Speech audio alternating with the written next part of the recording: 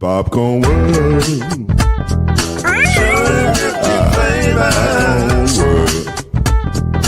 Popcorn World. Yeah.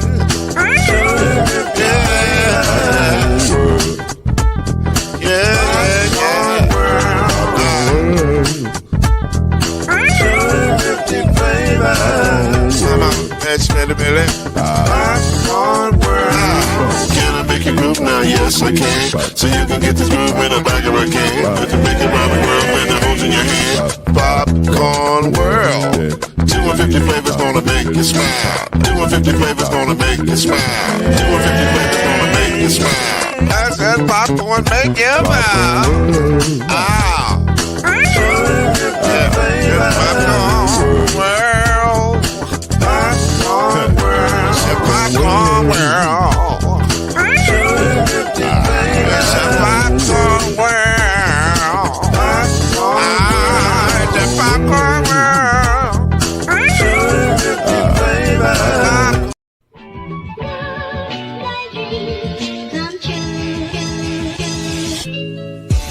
Now it's time for Believe in the ACC with our starting lineup.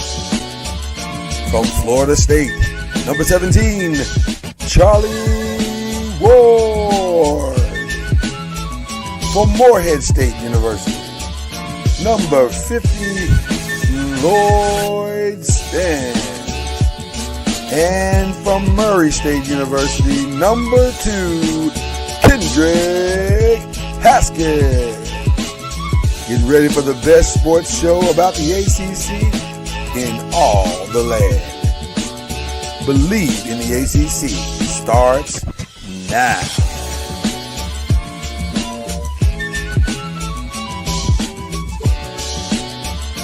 To be fair to my friend and brother Kendrick Haskett, I have no idea where I came up with that number 2.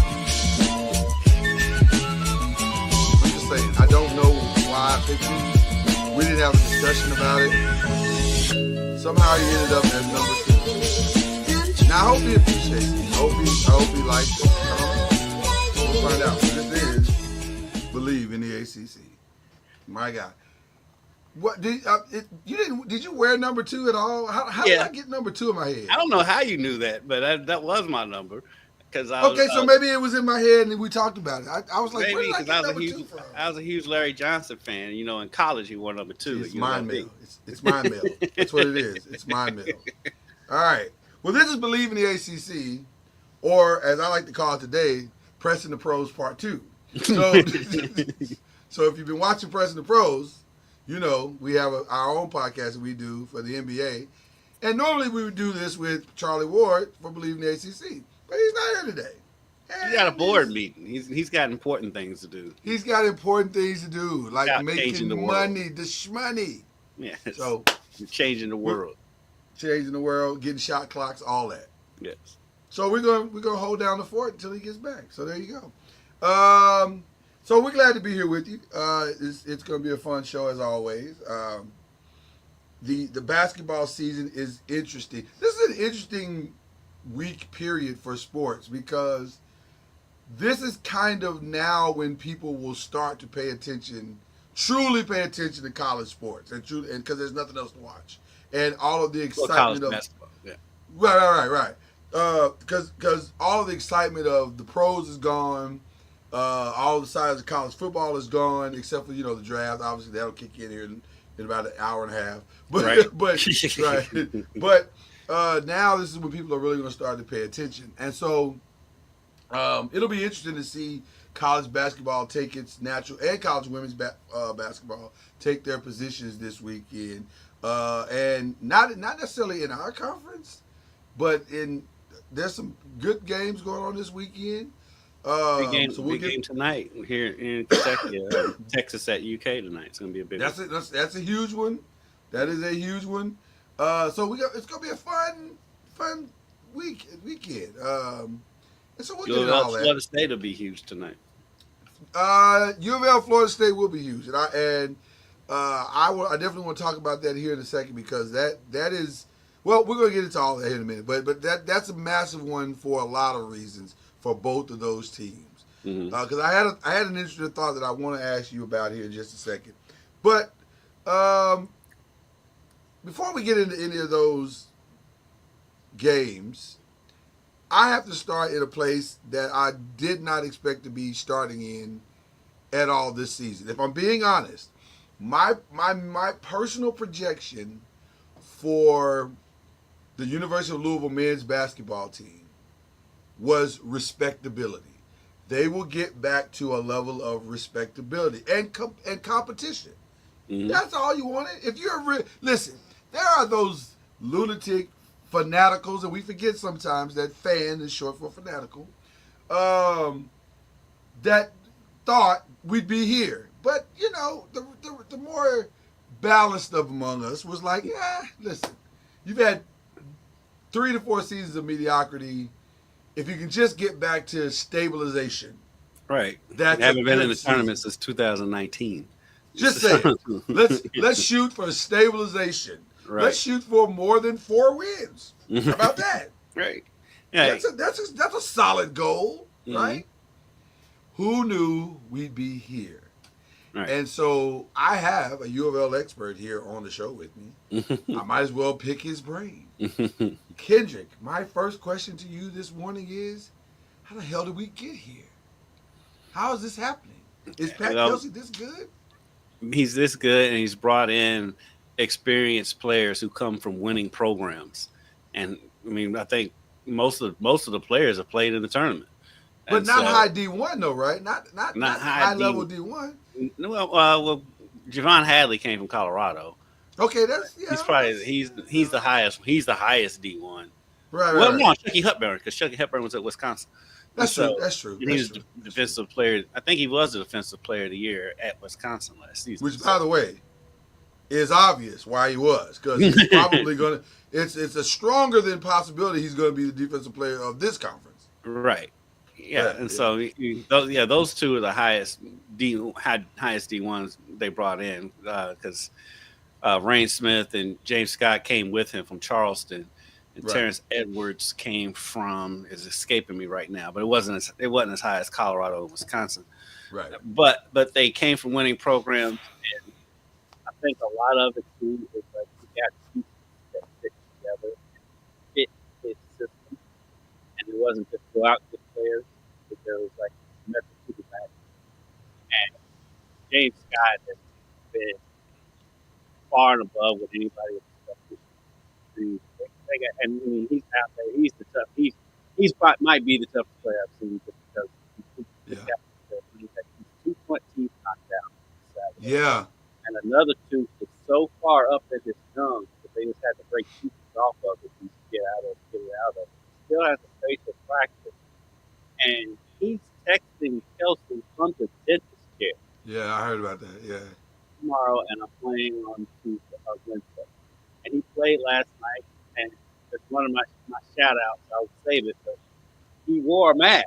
And he looked like Hannibal Lecter or Bane or whatever you want to call it. And he goes out there. He gets an open layup on early in the game. He gets a dunk later. And he got a couple of dunks. And he had 6 points. And we didn't play as much as we usually would, of course, but he's out there playing. Also, you didn't need to play as much. Right. That was right. When I watch them play, I'm gonna be honest with you. Of all the historical teams that I've watched with the University of Louisville, this is far and away the most stunned I am when I watch them play. Because I keep seeing these what seems to be parts. Like they look like individual parts when they walk onto the floor. Mm-hmm. But when they start the game, they are a disciplined, well-oiled machine that play on a string. And they trust each other. Here's what's ironic about this team. This is going to, and I know Kentucky fans are going to have a fit when they hear this. They are what Cal was trying to do the entire time he was there. They are that. Put a hodgepodge of players together, and they connect to the system, and they're able to understand and play together cohesively almost immediately. That's exactly what Cal was trying to do, every year at Kentucky, what he's trying to do now at Arkansas, and it ain't working. The difference is, though, is like Cal just go out and just get the highest ranked players. That's the difference. They may not necessarily fit what he's trying to do, or because he would constantly recruit teams that are perfect to play zone, and he hated playing zone defense. But right. like the whole purpose of, you got all this length. That's why Syracuse was successful, because they recruited length to play that zone, and he would do that all the time. Would never play zone. Meanwhile, this guy's getting beat off the dribble all the time, and so. But it's part of that. It's part. I mean, honestly, the ACC is down. That's helped. But, it has helped, 100%. It's helped, but like some stuff though, in like last night's game, last play of the first half, I was watching and I had run to go get something to eat, so I was listening to it on the radio, and Bob Valvano and Paul Rogers both said, hopefully they can get the ball to Rain Smith. That's who they love going to on the inbounds play. They love to be able to get him on a three. Sure enough, ball inbounds. Rain Smith is wide. There's the closest person to him is closer to me in this house right now. Wide open. Yeah, which that's play design, but that's incompetence on the other side. I'm sorry. And Rain Smith should never be that wide open at any point. But they do that, and then take the Miami game on Saturday. Chucky Hepburn doesn't play because of a hamstring. Terrence Edwards, he said it's the first time he's played that much point guard since 6th grade AAU. And he goes out there and gets 27 points and 10 assists. He still got it. It's even though sometimes, apparently. Even though sometimes I was like, Terrence, you dribbling the ball too much, bro. He just be dribbling around in circles like, where you going? but they just, and like they've had injury after injury after injury, and they have not slowed down. It's been impressive to watch. I'm gonna be honest with you. I thought the last game was their most impressive of the year, because no one would have flinched or said a word had they somehow fell short in that game, because Chucky Hepburn is out. That's their guy. That's the go-to all season long. He is the gasoline in the car, right? They didn't miss a beat. They didn't miss a beat. It didn't look any different. They didn't play. In fact, if I'm not mistaken, I have to go back and look at the box score, but I'm pretty sure Rain Smith didn't have a great game in that game. Yeah, against Miami, he did. Yeah, he hit 6 3-pointers. Was that the game? What was the game? The last game he had a good game. Yeah, the last 2 games he had. Okay, the game before that, he didn't have it. Yeah, he didn't have that great. Yeah, but I'm saying, the last 2 games he's been on fire. Listen, this is. Now, let me say this also, because you mentioned about, NC State. There's a level of incompetence and downness with NC State right now, without question. But also, that's also the reason why I say this is impressive, because Louisville is beating the teams that they're supposed to beat, and they're beating them like you're supposed to beat a bad team. Mm-hmm. Yes. And then the teams that should be competitive with, they're beating them like they're supposed. This is a really good and dangerous team. I think they're definitely the second best team in the conference. And I don't know, they get another crack at Duke on a neutral court, even though it's not going to be really neutral in Charlotte. But still, I like that. I like their chances. I'm not going to necessarily pick it, but I like their chances in that game, because they gave Duke all they wanted when they played, and that was early in the season. Because they played, I think they opened the open conference play with Duke, so that was in December, because they've restructured the conference. They played the games earlier in the season, and so they have grown so much since then, and so has Duke, and Duke has improved, of course. But where Louisville is right now, like you said, they're blowing these teams out. I mean, I haven't looked at it, but I guarantee you their margin of victory is larger than what Duke's is. Oh, I gotta listen. They won last night by what, 20, almost 30 points last night. And all they went 12 to and SMU 2s and are won by not almost created 30. equal.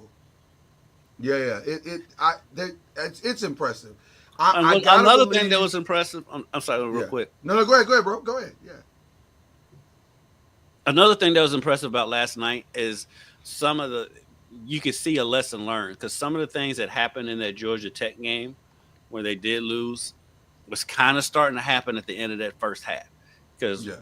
they got out to a big lead. They kind of started screwing around with the ball. Georgia Tech got really physical with them, and NC State was getting really physical with them.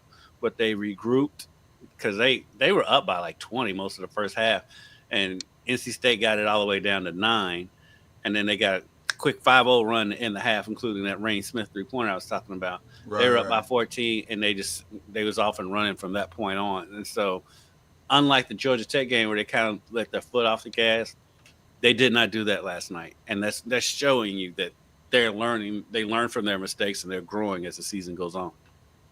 Well, speaking of learning and growing, this schedule sets up very nicely toward the end here. They got Notre Dame, Florida State, Virginia Tech. The Pitt game will be challenging. The Cal game maybe, and then there's a Stanford. It's not unreasonable to think that they could win out. They'll be favored. Yeah. I think that's kind of what got them too in that Georgia Tech game because that Saturday morning on game day, Jay Williams said they were going to win out back then. Yeah. And then they immediately lost. Well, but that's a good. Don't listen to the press clippings lesson. Yeah. And I think they have since that game. I think they've kind of locked back in. They're on a 3-game winning streak. 3 games, and I think all 3 of those are by double digits. If I'm right. Yeah, all by double digits. I just feel as though the top 3 teams in the ACC are extremely interesting going into the second season, I like to call it, the tournament world. Now, I want to talk about Duke for just a second because, they are on everybody's board as far as a team that can win the national championship. And I don't know if I completely disagree with that, except for this one very, very significant reason. We've been here before with Duke. Number one, we've been here before, right? Mm-hmm. But number 2, when you watch them play, they are wildly Cooper Flag dependent. Mm-hmm. And I'm going to be honest with you, historically, I have never liked picking a team that was one player dominant because it does not usually work out that way. I can't even remember the last time a one player dominant team. Right. I think you would have to go back that far. Yeah. Because it does not normally work out that way in college basketball. Kevin Durant never won. Shaq never won. Mm-hmm. The only one, well, you know what? You could maybe say Carmelo Anthony, maybe. Yeah, Carmelo. Yeah, but he still had Hakeem Warwick. He had a lot of help. Yeah. So I just don't know if you can win when you're one player dominant like they are, because that's easy to game plan for. Right. Especially if you're a good team, that's easy to game. Especially he gets worn down. But they're big. Duke's big is huge for them. He doesn't get nearly enough credit for what he does. Right. But he is huge for him. I'm trying to say his name right. Maluwak. You look at his stats and they don't jump out at you. He's averaging just about 8.6 rebounds a game. But what he does is he takes pressure off Flag under the basket, and that allows Cooper Flag to kind of roam around the perimeter. He can get to the basket, he can score inside, but he doesn't have to do everything from inside. And Maluwak, because when they lost to Kentucky, it was for 2 reasons. Maluwak got hurt, and Cooper Flag got worn down because it was the first game of the season. Right. And so Maluwak is huge for them. Proctor is really good. Knipple's really good, but I think Maluwak is like a quiet glue to that team. He's the thing holding it together. Because just even like in the Cal game, you look at his stats, like you said, 22 minutes, not a lot of minutes. They blew Cal out, so it helped. Right. That's probably a big reason why. But the stat that jumps out is not his 10 points. It's his 12 rebounds. Mm-hmm. And so when a guy can rebound at the clip that Maluwak is rebounding, and especially on the offensive side, and changing shots at the same time, that's the difference maker for what they do on the offense and the defensive side of the ball. Now the question is though, when you need those points, because you're going to need those points at some point during a tournament run, whether it be the ACC. Now, I fully expect in the ACC tournament for it to come down between Louisville and Duke, or Louisville or Clemson. It's gonna be a mix of those three at the end. Yeah, I think Because one they're of those far and three away is gonna, better. Even though, yeah. even I will say one of those three is probably going to get upset. Well, and here's the thing and if we're being honest, it's probably based on performance only. It's probably Clemson. They're Right. the most inconsistent of the three. Right. Now, what's really interesting though, in a new matchup that potentially could be Duke and Louisville, can Louisville keep Maluak off the boards this time? And because when they played the first time, Louisville didn't have. That was one of the first games they had played without Pryor, right? If I'm not mistaken. Yes, They were just kind of figuring that whole dynamic out. I can tell you exactly because I'm actually into U of L's page. So Okay. okay. Yeah, they lost Pryor in the Oklahoma game, and so then their next game was when they got blown out by Ole Miss, and then the next Right. game was the Duke game. So yeah, I was gonna say it was very early on. Yeah. It was the second game after Pryor, and so I was looking at the box score for that game.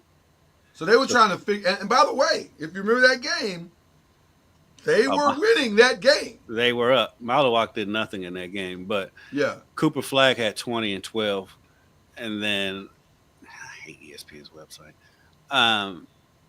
But what killed was like Proctor was big in that game. He had 13 points, and Knipple had 12 points. Louisville, Terrence Edwards was still coming off the bench. They only played 7 players in that game. Right, because they had honestly, I think I could safely say this. Pat Kelsey, it didn't feel like he had figured out what this new rotation was going to be. Right, no, he was still like teetering. he was way off on he was very much teetering. And even go ahead. Because like I say, he didn't start Edwards that game because he had Edwards coming off the bench for a couple of games, and Edwards still had 21 points coming off the bench. But Chucky Hepburn didn't do much. He had 8 points and 5 assists and 4 turnovers. And so they were still kind of scuffling around and, finding their way. After that, this is the Louisville's point differentials in ACC games after that. That was the first game. They beat Florida State by 14. It was, of course, worse than that. They beat Carolina by 13. They beat Virginia by 20. They beat Clemson by 10. At Pitt was close. They won by 4. At Syracuse, they win by 24. Virginia by 14. At SMU by 25. Wake Forest by 13. They dropped the Georgia Tech game. They beat Boston College by 26. They beat Miami by 10, and then they went last night by 25. And by the way, if you watch them play, those games are not as close as the final scores indicate ever. And a lot of these games are on the road. Like at NC State was at NC State, at Boston College, at SMU. SMU's fourth in the conference, and they beat them by 25 on their floor, put 98 on the board. Location does not seem to be a problem. The ACC for this team. is down. Yes. Yeah, the ACC. Yes, the ACC is down. There's no question about that. But when your point differentials are like that, I don't care how down the conference is. Yeah, I mean, it doesn't matter. It doesn't matter. That's impressive. That's a good team. That's a good team. So I'll be honest with you. I'm looking forward to seeing them tee it up one more time. I think Louisville probably would never say this out loud. Pat Kelsey would never say this out loud. But I think he is chomping at the bit to get another crack at Duke. Because I think I think he may have a formula.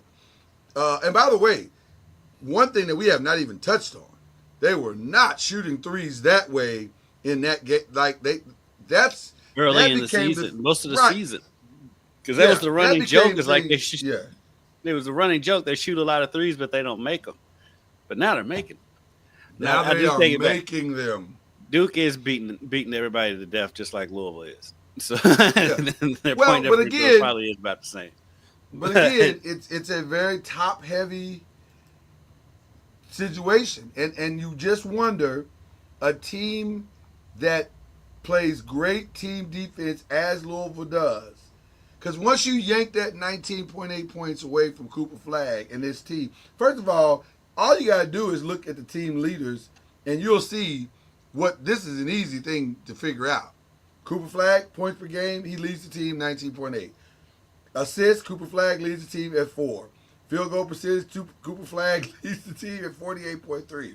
So it's not hard to figure out what you have to do to win this game. It's easy to say that, but obviously it's not easy to accomplish. Because most teams don't.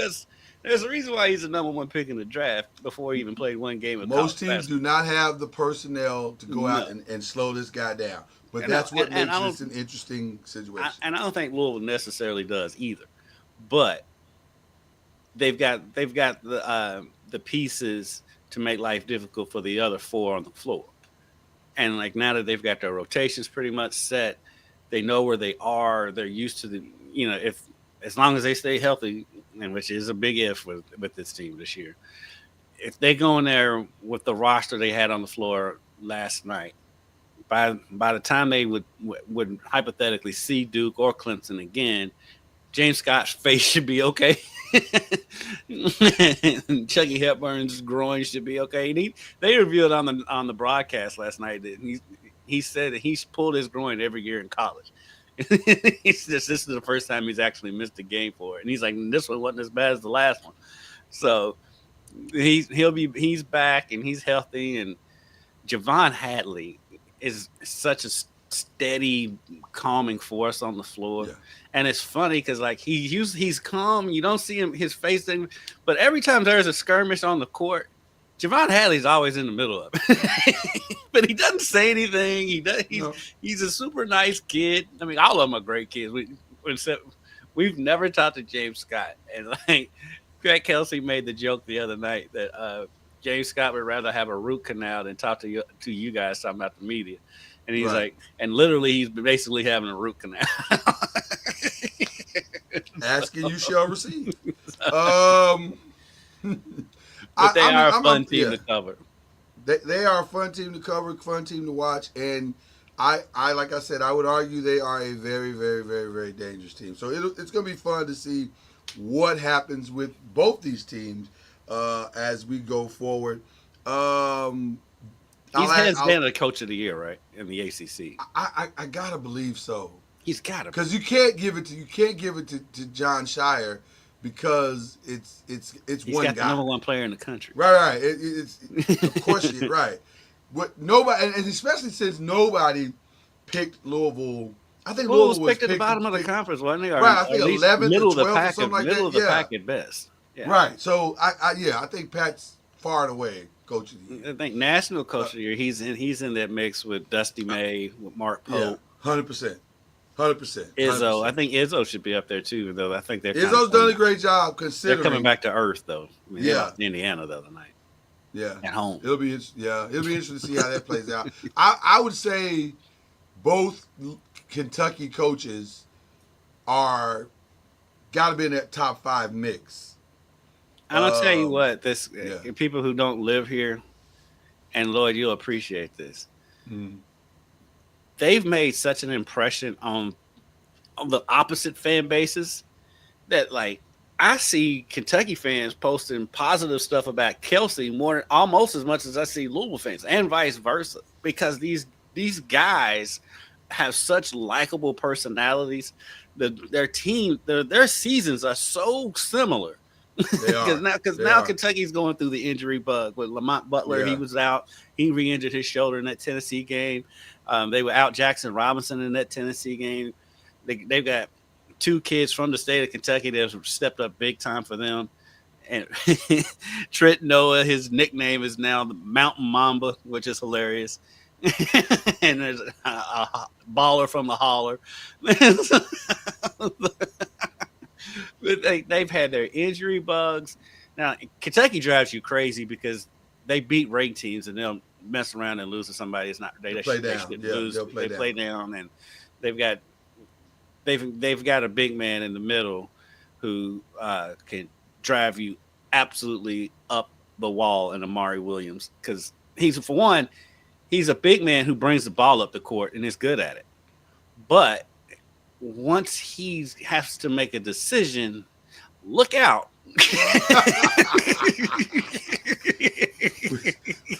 Once he has to make a decision, look out is hilarious. When he gets it up the court and gets across the court, it looks great. And then sometimes he had a drive in the first half against Tennessee where he drove the lane, kicked it out to a corner three. It was beautiful. And sometimes he might just come down and just dribble the ball off his foot. And then don't throw it to him in the post because anything could happen. Yeah, Even though he hit a couple of hook shots the other night. It was impressive. Listen, this is going to be a fun March on the men's side. But if we're being honest, and we always are on this show, once again, the must-see will be on the women's side. Not as much this year, I don't think. No, Not I as think much so. as it was. Not as much as it was. Well, it won't be fever pitch because there's no Caitlin Clark. There is no Caitlin Clark. And if we're also being honest, our media brethren are not covering the women's sport this year like they should, even though I think talent-wise, across the spectrum, there is more talent this year than it was last year. I think it's twofold. You don't have a Caitlin Clark this year. Well, you do, but she's not getting the coverage that because she plays on the West Coast. Right. But they're losing. They're not winning every game. There's not a dominant team because South Carolina's dropped a couple of games. Right. You and I have been talking about on the show all season that Notre Dame is the dark horse in the country and nobody's talking about them. And I think they're up to number 2 now. And something like that. Yeah. But and they do have a player that should be getting all the attention in Hidalgo, but she doesn't get that much attention. And so you're right. They're not being covered like they were because Caitlin's gone.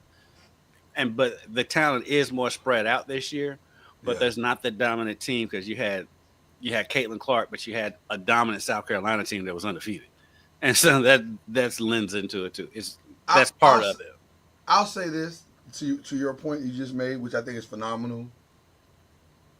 I could make a solid case, more than solid case, that top to bottom, and I mean complete package, that's not even that close that Hannah Hidalgo is a better player than Caitlin Clark was. Her defense more than matches everything she does offensively, and she's virtually unstoppable offensively. But her defense, her on-ball defense, oh my God. Yeah, she doesn't see the floor as well as Caitlin did, and she doesn't have the range that Caitlin did. Definitely doesn't. Nobody has had the range. Nobody has the range. That's the whole other conversation. That's why I said, but now to see the floor. And a lot of that is size because Caitlin's taller than right.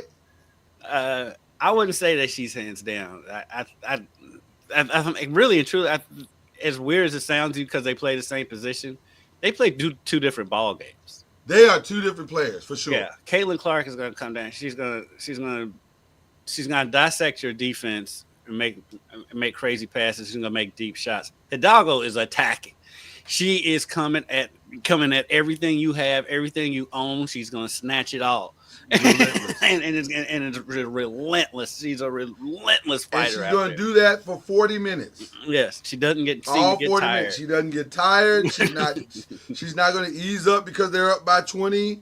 No. She's coming for you for 40 minutes. Get ready. Yes. So I love watching her play. I think they may be far and away the most talented team. But UCLA obviously would have something to say about that. Lauren Betts is having a season that's incredible. And oh, by the way, she's coming back. Have you heard that? Did you see that? I didn't. She's already announced that she's coming back. Now, let's be fair. She's coming back for her senior season because her 6'4" sister, is going to be playing with her. So I think the opportunity to play. She's coming back because her and her sister got a bag. Well.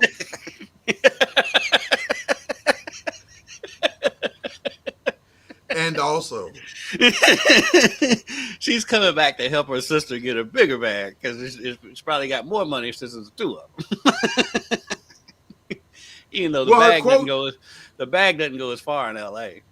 Her quote was, "I'm having the time of my life. Why would I leave this right now?" Now, Translation. I'm making so much money and about to make so much money and live in L.A. Why would I give this up to go? Going to the WNBA is a step down. Right? Why would I do this and go play for the Chicago Sky? That's a step. With all due respect to the WNBA, which I love, and I think that's been noted well. Why would she? She's going to make $1 million plus at UCLA. Right. She's living the dream. Right. She's living the dream. And she's probably the biggest star on campus because nobody else is doing anything on campus. I mean, she's living the life. She's probably getting invited to Hollywood parties and everything. She is running it. She is running LA right now. Yeah, so she's the second biggest thing behind Luka. God bless you, Lauren Betts. I ain't even mad at you. I ain't mad at you at all. I'm jealous. I get it. I get it. So they're having a phenomenal season, man.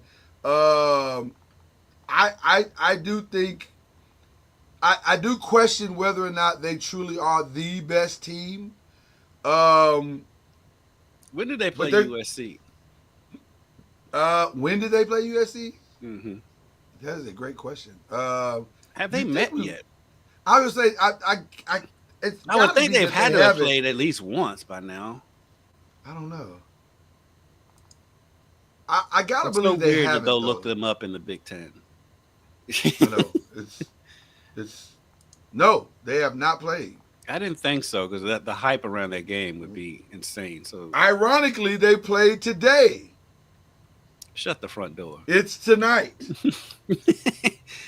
And well, I guess it's on. Is it on Big Ten Network? It's got to be somewhere. It's the biggest. That's got to be the biggest game of the season for the Big Ten. It's definitely the biggest game of the night, men's or women's. I want to see this. I may have to block some time out for this tonight. I didn't realize it was tonight. Wow, that's gonna be fun. That's gonna be fun. Lauren and Juju. Right. That's one of the good things about ESPN's website is they actually do tell you what channel the games are, even if they're not on their station. Yeah. That's in very small letters, but yes, they tell you. Well, now I can't even find this damn thing. It's gonna be on. There it is. It's on Peacock. Yeah. No, it's on NBC-ish. Jace. NBC Jace. At least I'll be able to watch it at work. Yeah, that'll be good. It'll be good. That's gonna be a good one tonight. I honestly, and if I'm being completely transparent on this one, have no idea who's gonna win, because it could go either way. Because UCLA obviously has a significant inside advantage with Lauren Betts, but USC has a significant advantage. Generational. So this is just going to come down to styles making fights. Yeah. So I don't stay know. Out of foul trouble. Right. So I did not know this was tonight. Okay, great. But there's another great game being played tonight. And I'll bring Peacock. Right. So this one, most people may not even see this game. But another game is being played tonight. Florida State, Louisville, in Tallahassee, and Tyler is playing. Who is at this point? I would have to say, if there was no Hannah Hidalgo, and even with Hannah Hidalgo, this might be a tighter race than we think, because Hannah's got a lot of help. True. Ty is basically doing this by herself, with all due respect, but she's kind of doing this by herself. And she's got Florida State competitive. I don't know. I've watched them play 3 times now. I The game is if early. she could too. just get at least one of her teammates to join her on this ride consistently. Consistently, yeah. That's what I'm saying. Consistently, they would be. They have a player that is a Juju-esque type player. Because Ty is outstanding. She is outstanding. But, I mean, she's averaging 26 a game. bro, if you watch her, she's doing it Well, she does sometimes when she have. is Well, dog tired.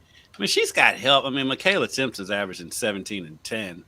Yeah, but if you watch it, it's not the same 17 and 10. It's not like Olivia Miles' contribution to Hannah.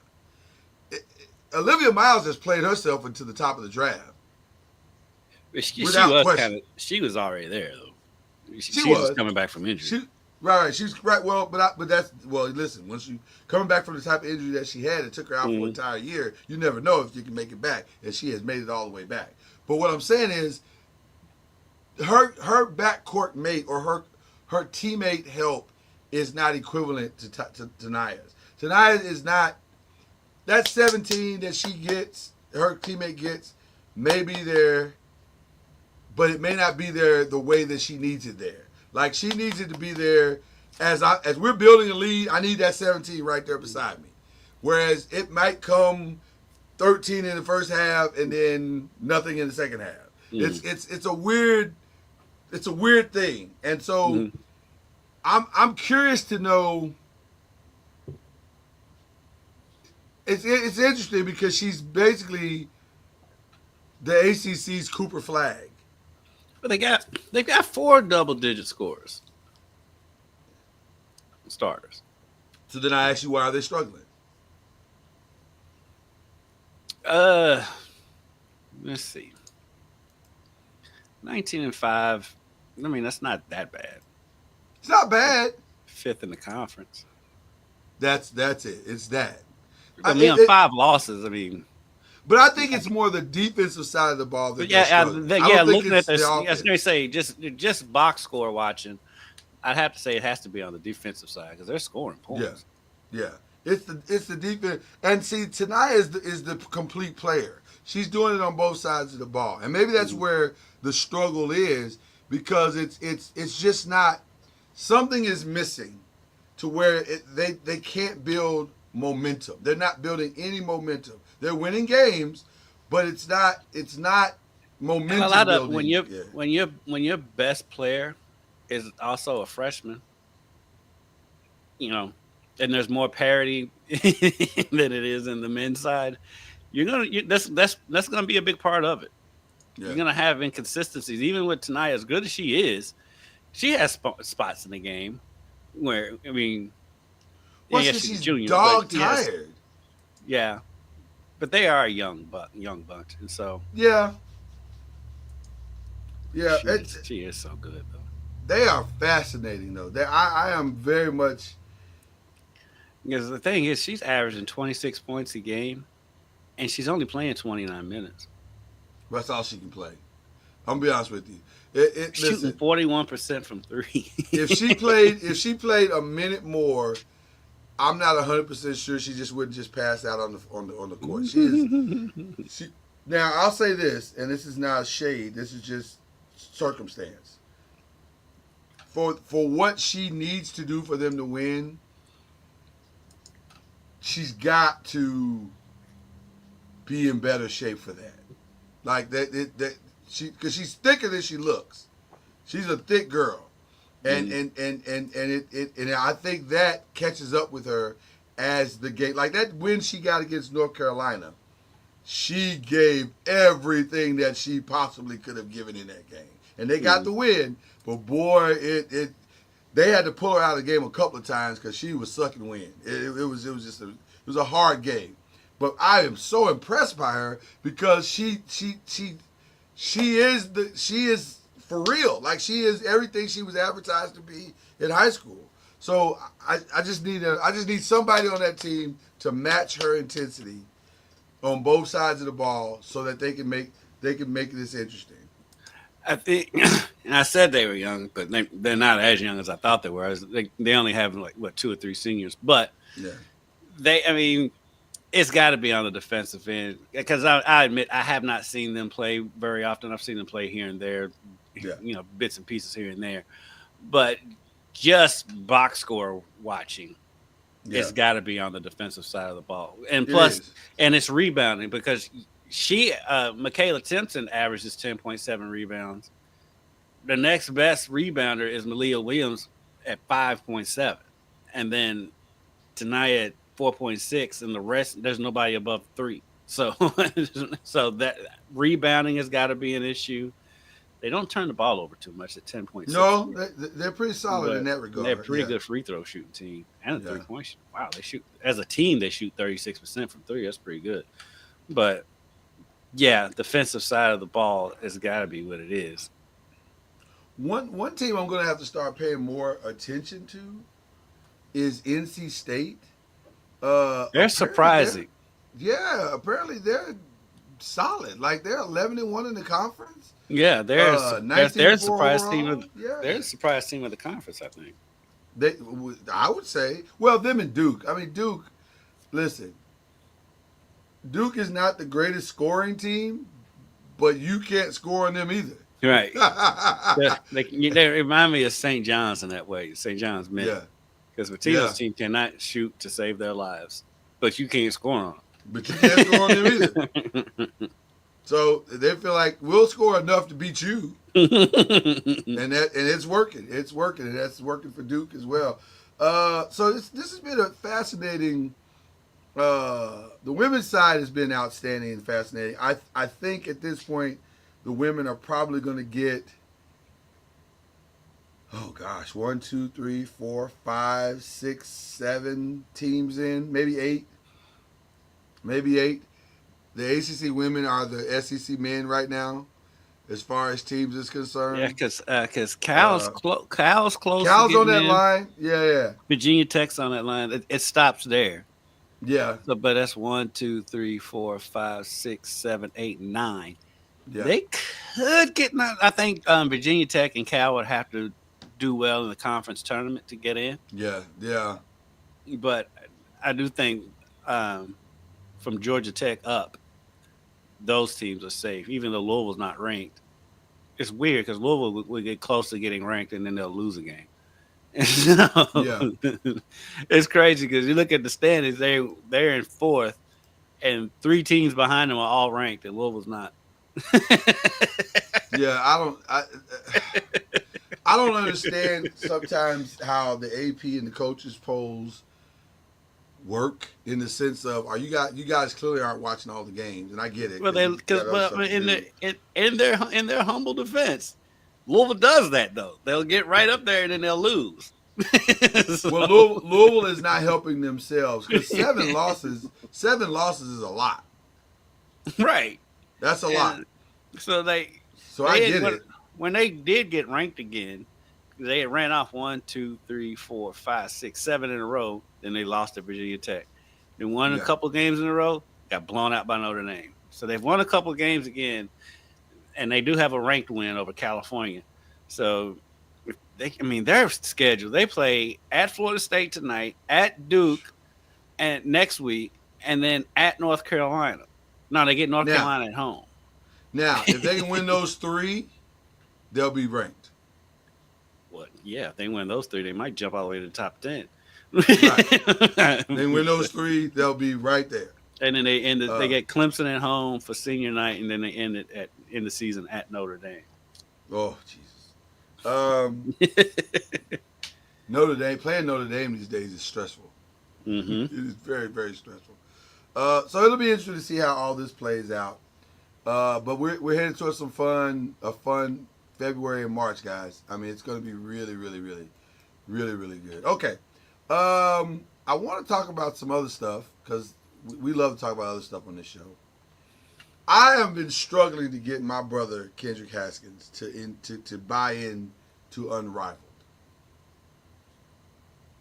I like watching the highlights, but usually when it's on, other stuff is on. I get it. Stuff is on. I get it.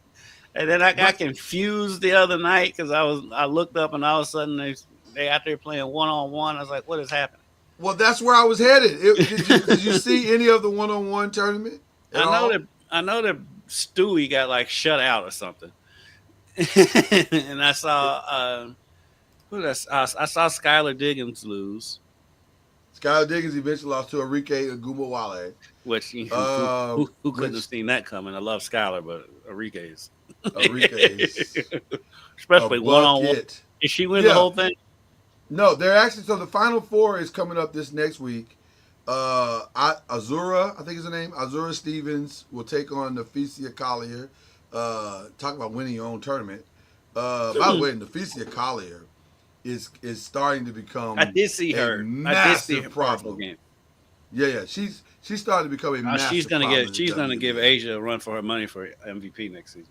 Oh man, listen. I don't know how this has happened this fast, but she has found her game, and even more importantly, she has become comfortable in it. Like she knows what she's going to do. She gets to her spot. Her efficiency is ridiculous. She got comfortable in her size. That's what I think. And she's comfortable in her side. You know what she reminds me of, efficiency wise? She's very Kevin Durant-ish. Like she's gonna get to her spot. She's gonna score. She's gonna do what she does. And it's really impressive. And so on the other side is Aaliyah Edwards, who is amazing, and she's going to take on Enrique Agumbawale. So that's the Final Four. If I were a betting man, I would go Enrique Agumbawale against Nafisia, and then Nafisia win because of the size. I think so too. I think that's where we're headed. But it's been fun.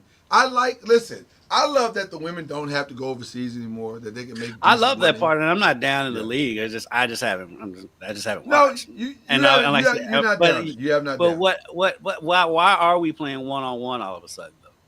Because it wasn't 3-on-3 full court. Now it's 1-on-1 half court. What happened? I think they're trying to give you options. I don't know. I honestly don't know why they're doing it. I don't have a solid reason.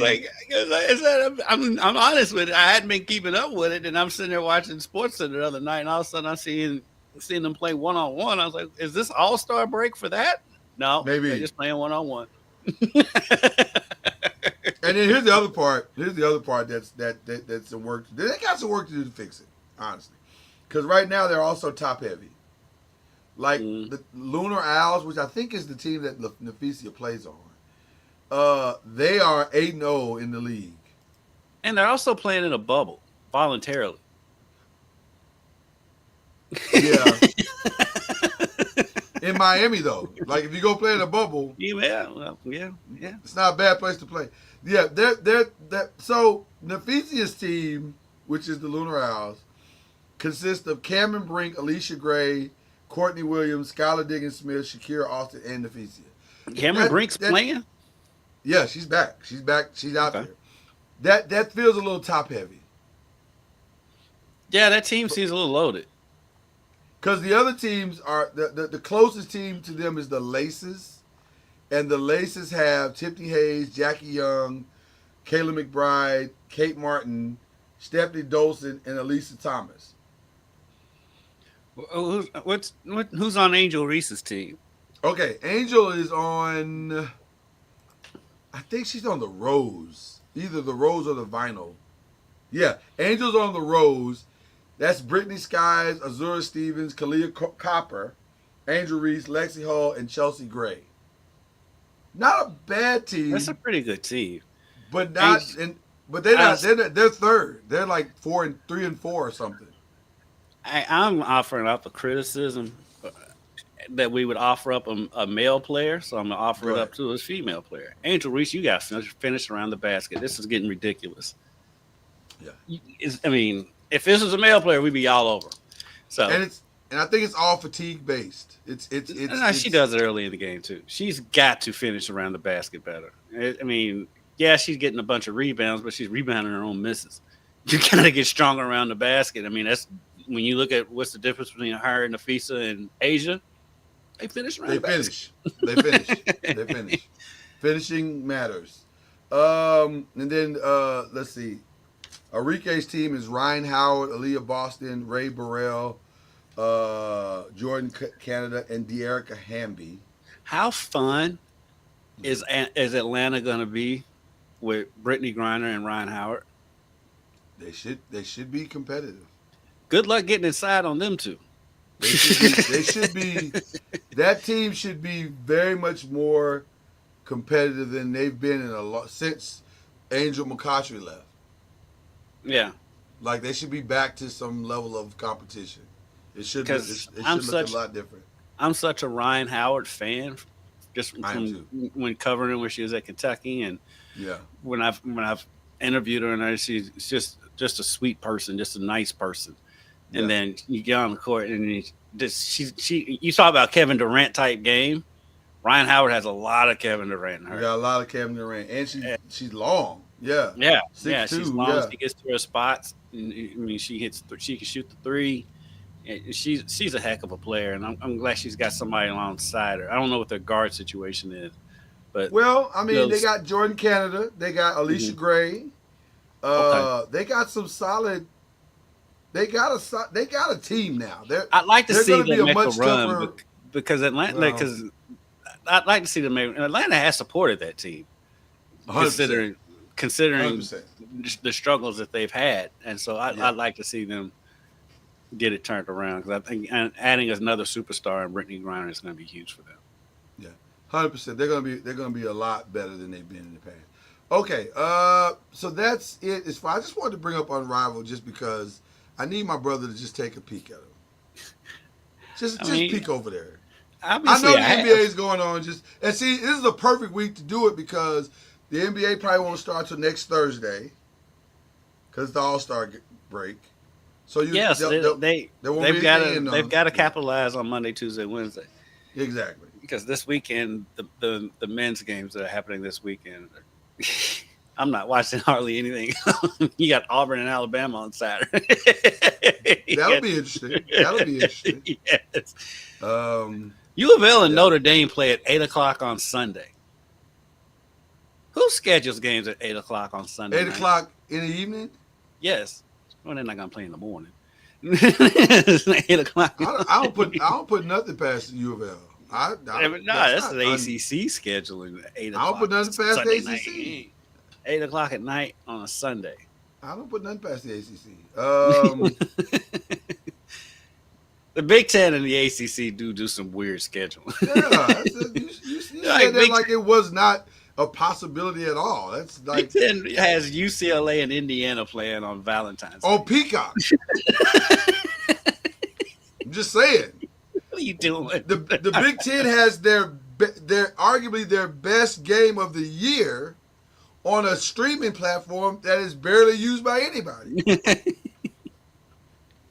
By the way, Big Ten has always done weird scheduling. The ACC has to. Remember the ACC big night used to be Sunday night at 6:00. It used to be Sunday night at 6:00.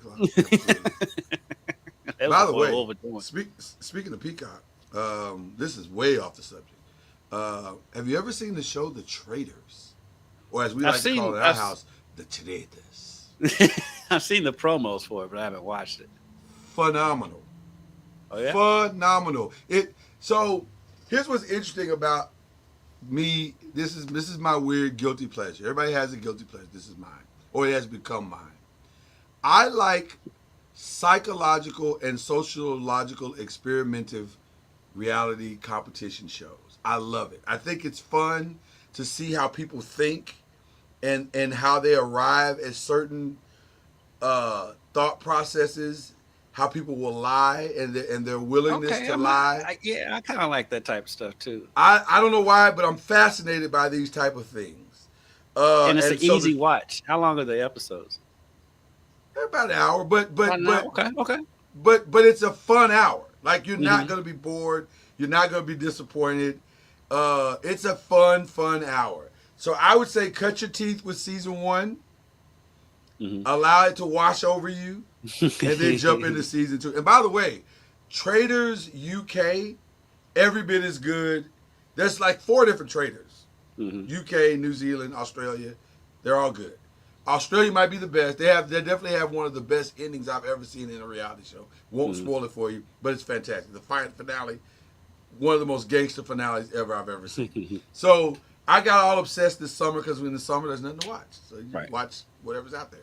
But the new season is going on now, and it's really good. It's really. I'll good. check. So I'll check it out because one of my guilty pleasures, and I'm not going to overhype it, but it is a guilty pleasure. It's stupid. The Circle on Netflix. I've tried The Circle. Do you? I've tried to watch it, and I watched one season, and I liked it, but it was I could not get the logic of the players. Like, it just, some of the things that they were doing, I'm going, this makes no sense. Why are you doing this? This last season, there's an episode where this dude makes the dumbest decision. Yeah. And it's like, of course, we know what's going on, so we have a better idea of what the decisions should be than them. However, the right decision was so easy to see without knowing everything else going on, and he made the wrong decision. But it's easy TV. I think the episodes are they're like 30, 45 minutes. Yeah. So it's easy, stupid TV, popcorn TV. And that's one of the reasons why I watch it, because I knew with all the things that I have going on, I need places of escape. Mm-hmm. And so reality competition TV has become, and it's become a bonding place for my daughters and I. We both like it. They love it. They love the Traitors. They are as equally as obsessed with it. I have to check it. I'll tell you another good show that's a scripted show, and it's easy. Like I said, it's 8 episodes of like 20, 30 minutes. Bookie on HBO. Oh, I'm all in. All in. It's so funny. I have every there is terrible. binge watched season 1, and I think they just wrapped up season 2. Bookie is phenomenal. It's so funny. It is. Shout out to Sebastian Maniscalco, and I can't forget. I was so bad because I can't remember the black guy's name, but they are fantastic together. It's so fun. Yeah, their chemistry is off the chain. The Charlie Sheen cameos every time Charlie Sheen is on the camera is so funny. See, now I can't do the black man like that. That's not cool. I know Sebastian Maniscalco, but I don't know the other guy's name. The very first episode when Charlie, like 3 characters from 2.5 Men are on there, because I love 2.5 Men. If I'm I'm sitting at home around 6, 7 o'clock at night, I'm watching 2.5 Men. Yeah, Omar Dorsey is the guy's name. I apologize. Yeah, Omar. He's so good. It's just my bad. I love you, brother. You're a phenomenal actor. You doing better than me, because the only person whose name I could actually name on the show is Charlie Sheen. Nobody else on there is a big time actor, which is what I love about it. It's not a name driven show. And the only reason I even heard of it is because the other dude, what you say his name was?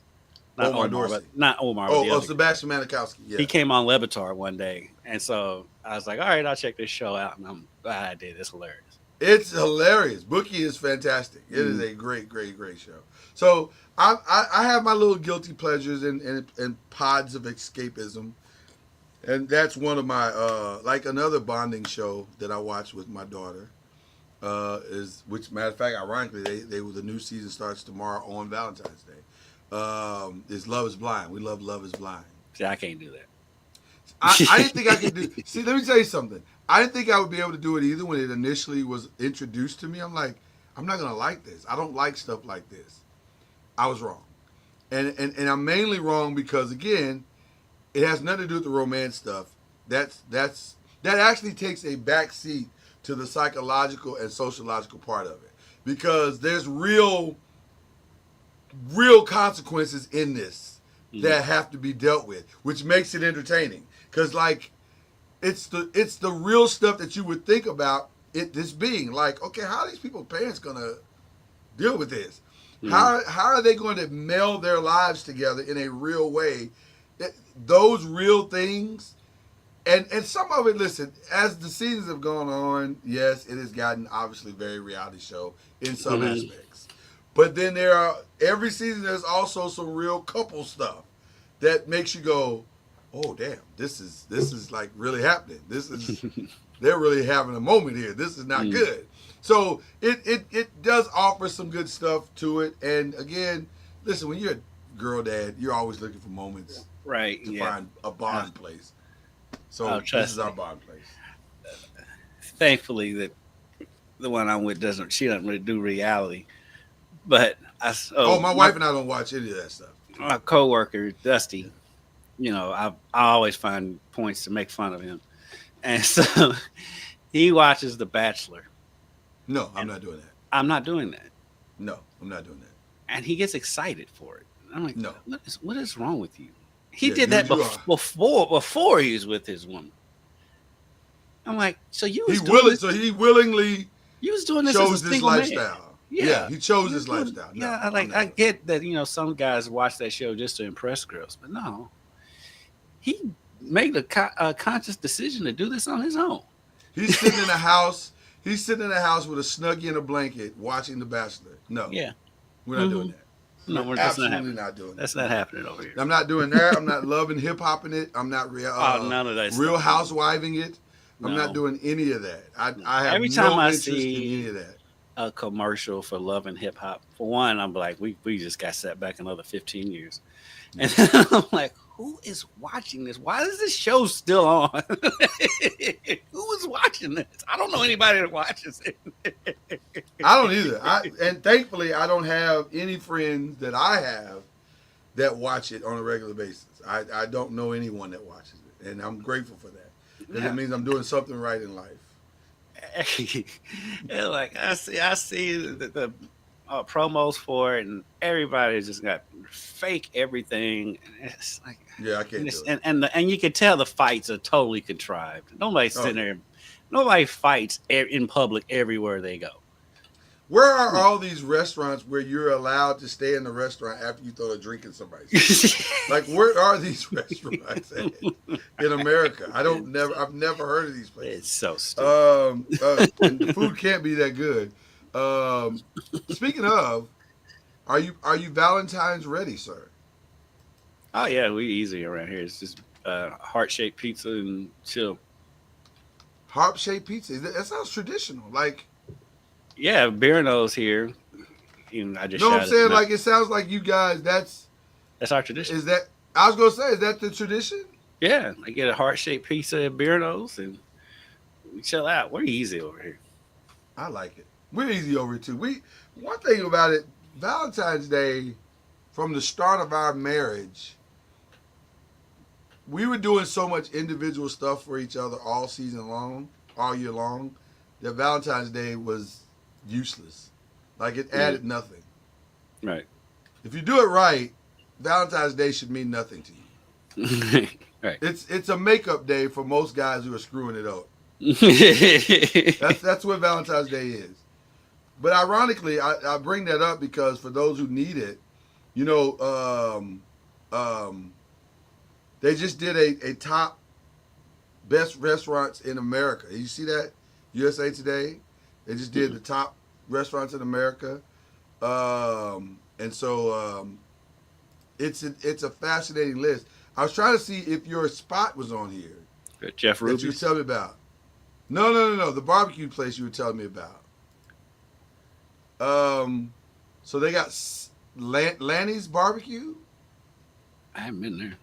Is that okay? That You talking about in Alabama, it's in Birmingham, Dreamland. It's in Birmingham. Okay, that's Dreamland. I didn't know if they made it, but these are some of the ones that made it. So if you guys are interested, if you're looking for a place, you probably can't get in if these places are this popular. Bodie's, have you been to Bodie's in Indianapolis? You've been to Indianapolis quite a bit. No, really. All the places I've really been up there is my boy Terry Anthony's place, the Block, right downtown in the square, or in the circle or whatever. The Block Bistro, the Block. Okay. Go up there. That's my homeboy. McCormick and Schmick's, but that's a chain. Gotcha. So I really haven't been to many places in Indianapolis. Indianapolis is kind of Decade made it. Is it Decade? I ain't never heard of is it. it That's actually- in Louisville. I ain't never heard of it. It can't be Decade. It's You're got not to be gonna. Decade. Why would you name your restaurant Decade? Why would you make it Decade? Like Because that, that's for one, that's how you say the word. Two, that is how you say the word. But I'm thinking, when you think of there's no decay, way. you think of decaying food. You think of decaying corpses. That's a good point. I think it's a bad name either way. I've never even Either heard of it. pronunciation. Decade is not great either, but it's obviously the food's pretty good. They made the list. It made the list. I've never even heard of it. And I live here. Never heard of it, and you're right there. You're probably right around the corner from it. You just don't even. Let's I don't see. really Is go anybody outside else? no more either. I don't either. I'm so homebody. We were having a discussion about that the other day, about how many times I leave the house to go to a movie theater. I don't leave the house ever. Since COVID, I think we've been to the movie theater once. I think. We went Well, and saw I'm not far we saw behind the- you. Maybe We saw the Bob Marley movie, and that's it. I was gonna say I'm not far behind you. Maybe I've been 5 times in 5 years. Maybe. It's not a lot. That might be more than me, because even before that, we went. From part of it too is like there hasn't been a movie that I want to go to the theater to see anyway. That's The movies have been it. so bad. That's it. It's not. Well, and then not only that, they get to the streaming platform so fast now. Right? Yeah. And Like movies, we it have costs $100 to go to the movie. I can just sit And then- there and wait a couple of months, and it'll be on streaming anyway. I can't. I got to choose between eggs and movies. It's gonna be eggs. I got to keep these people in eggs. They need eggs here. They don't need movies. So I don't know. Streaming anytime. Well, to your point, we're gonna watch sometime this weekend. We're gonna watch One of Them Days. The Keke yes. Palmer thing. Yeah. That just came out 3 weeks ago. It's And it's already already- on streaming service. That shit's went straight to streaming anyway. I've got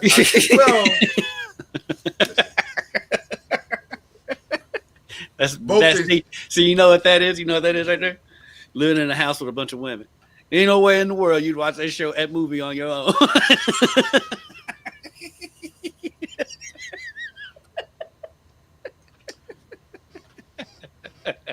full disclosure. It was my idea. That's It was 'cause my you live idea. in But You know why? but it is. 'cause you- but you but been but living also in a household of women. I was gonna say. But also, you're probably right. You're probably right. You're probably right. You're probably right. you're probably correct in that as well. So it's gonna be interesting to see. It's just hard to get me out of the house. I haven't seen like this, and I bring that up anyway because of the Captain America thing going on this weekend. I actually another friend of mine. What an odd movie to release on Valentine's Day.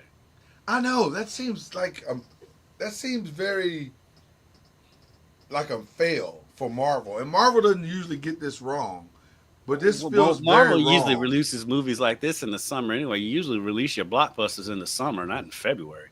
Right, So, and it's I don't especially know not what's going on. February 14th.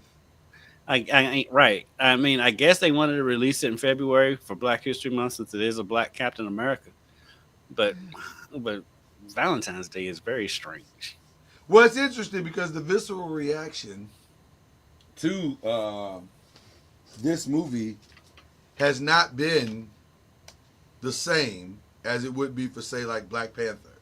I don't think people see, and by people I mean the black people, they don't view the black congregation, the black delegation. They don't see Anthony Mackie the same way they see Chadwick Boseman for some reason. It's weird. I don't think they really know who Anthony Mackie is, and it's not a That's knock my on point. Anthony Mackie. It's not That's a my point. knock on him because he's been great in everything he's been in for years. I'm a huge Anthony Mackie fan. Yeah, he's a great all the way back actor. to the Hurt Locker. Yeah. Yeah, he's a great actor. I don't think part of it too is like Black Panther when it came out, it was basically its own vehicle. Whereas him being Captain America, that's been a build up in the Marvel universe that has been, quite frankly, has been hit or miss lately, and has been kind of hit or miss within the Black community. I don't think as many people have paid attention to the evolution of how he got there. The storyline of how they got him there is super interesting. Fantastic. Yeah, it's been fantastic. Yeah. But And the fact that they took that turn is very innovative, very new, and all of Yeah. that. But like Yeah. but at the same time, though, the Marvel movies have fallen off drastically. Well, well, and, well. Because it felt like they were going in one direction and then they didn't. Like the whole time, I thought they was building up to the Civil War that happened in the comic books back when we were kids, and Right. that never developed. And I was like, Well, that was a pretty massive event in comic book lore. It was. It all seemed like it was building to that, and then it just. I think a lot of it had to do with licensing. Marvel couldn't get X-Men, Spider-Man. Who still knows if Marvel has Spider-Man or not? Because they got some of the movies, but not all of the movies.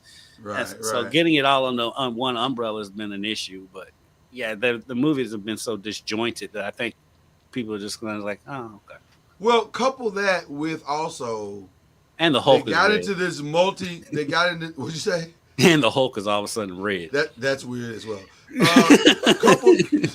Couple that with the fact that they got into this multiverse thing too, and that cul-de-sac has been somewhat confusing. If I'm being honest, super confusing. Like when you watch it from different places, there seems to be a weird inconsistency with it in the explanations and the reasoning behind what's happening. That's not connecting like it did in the first phase. Mm-hmm. The first phase, you saw the breadcrumbs. Yes. It was easy to follow. Mm-hmm. This has not been easy to follow. It's been very convoluted, and now it just seems like lost. Like no one has any idea where this is going. So, and they introduced too many characters like Ant-Man. Yeah. We didn't need Ant-Man. I didn't ask for that. And Deadpool was funny. The first one, the second and third one were but even the one with Wolverine, and that didn't make sense because Wolverine's supposed to be dead, and all of a sudden he's back. Nobody dies in Marvel. And like Deadpool was not a major Marvel character. It's like they started going into the storylines of the ancillary characters from back then. It's like, why are we doing this? I just think they've lost their way a little bit. Like, and a lot of it was licensing because they couldn't put their full energy behind X-Men and Spider-Man because of business reasons. And so and through it all, as bad as they are, they're still better than every DC movie. Even though I will say the Penguin knocks it out of the park. You know what? I've heard that, and I have not started it yet. I probably will at some point. It's phenomenal. I'm That's like what four episodes in. I think it's phenomenal. Shout out to Colin Farrell. He is unbelievable in that role. It's so good. It's so good. All right. Well, listen, I don't know how we got here, but I enjoyed it. I know. I don't think we've talked about a sport in like 30 minutes. Welcome to mine and Lloyd's conversations. Listen, one thing about us, you're getting authentic us right now. This is what we do. Yeah. We have conversations, and it's a lot of fun. So there you go. All right. I guess we should probably give a shout out at some point. Yeah, we should do that now. My shout out to Charlie. Of course, shout out to Charlie. Always shout out. And you know what? Because he's at a board meeting, and that's why he. That's the guy's honest truth that Charlie's at a board meeting. But also, and that was a Charlie Ward humble flex. That's what happens, Charlie, when you don't show up. And though you have a valid reason for not showing up. And he's going to be at the game tonight. He will be at the game tonight. So there you go. Gotta text Jada and tell her Charlie's going to be there. But my shout out goes to U of L's engineering class, or not class, or whatever you call it, engineering department. They designed the mask for James Scott that he wore. Nice. Yes, the U of L School of Engineering. Kelsey talks about it in the press conference last night, and I'm gonna run something on it today on the news. They went to them, and it's like, hey, can y'all come up with something? And they was like, yes, bam, took it and ran with it. And my man looked like Hannibal Lecter / Bane, But the man was out there playing hooping last night, and so shout out to the U of L School of Engineering for coming up with that mask last night. You know what? We don't normally do this for positive reasons, but low key. And that was a humble flex. For what? Not for you, for them. Oh. That's gangster, bro. Somebody come say design this, and they're like, psh, easy work. I mean, That's pretty impressive. I mean, he got his teeth knocked out on Saturday, and they had a mask for him ready to go for a road game on Wednesday, which means they'll have to leave on Tuesday. That's a humble flex. If ever there was a humble flex, that's like the definition of a humble flex right there. Hey, Louisville U of L School of Engineering is a very good school, and so that story needs to be national. That needs to be national. We all need to know that Louisville should be putting that out on a regular basis because that is a flex. Yeah, that is a flex, bro. Real talk. Like, golly. Okay, all right. And then all right. One more shout out to Debbie Antonelli, who is the analyst for ESPN, because I think this was the third or fourth game she's called for U of L. Her son is a walk-on for U of L. So it's always cool whenever he gets in the game and she's calling the game.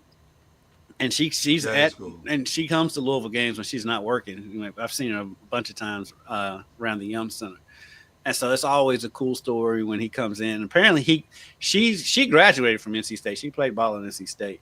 But her son grew up a U of L fan. And so I think he was with Kelsey at Charleston and had the chance to come to Louisville and jumped at it. And so he's living out his dream playing for the school that he wanted to play for, and his mom gets to witness it all. So that's an awesome story. So shout out. That is very, very cool. That is very, very cool. I don't even know if I should give my shout out after such a heartwarming shout out. My shout out is far from heartwarming. It's a reflection of pettiness. I know it is. I don't know if you do. Well, you might. I know. I want to give a shout. I want to give a shout out to your Dallas Cowboys and my New York Giants. For what? Years of incompetency? No. Quite the opposite, actually. They're quite both the opposite, stupid. actually. No, quite the opposite, actually. We are directly responsible for this year's Super Bowl win. Oh yeah, true that. Again, which goes back to what I said: incompetency. Well, you can see. Listen, glass half empty, glass half full. It's your choice. It's your choice. But I choose to see it as a positive.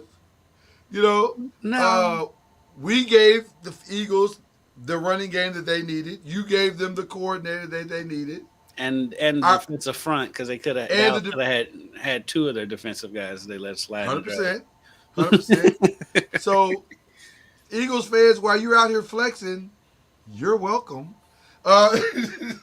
So there you go. Just want to give that shout out. I'm not celebrating the incompetency of the team that I root for.